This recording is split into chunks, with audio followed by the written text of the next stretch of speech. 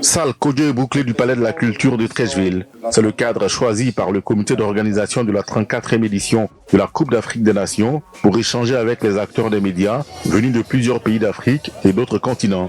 L'objectif de cette rencontre visait à faire le point relatif aux préparatifs de la plus prestigieuse compétition du continent africain qui va se tenir cette année en terre ivoirienne. Accompagné du ministre ivoirien du Tourisme et des Loisirs ainsi que des présidents de différentes commissions du COCAN, le président de cet organe a saisi l'occasion pour indiquer que son équipe et lui sont prêts à relever le défi avant d'apporter quelques précisions sur cet événement. La CAN 2023, ce sont 6 stades de compétition, 24 terrains d'entraînement.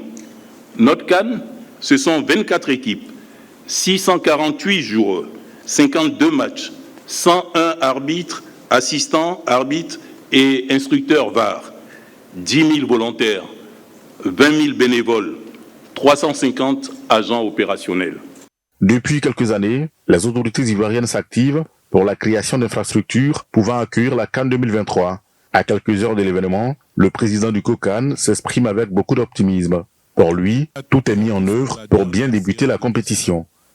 À ce jour, nous pouvons affirmer que grâce aux efforts consentis par le gouvernement, toutes les infrastructures sportives sont prêtes et ont fait l'objet de tests à l'occasion de matchs amicaux ou internationaux.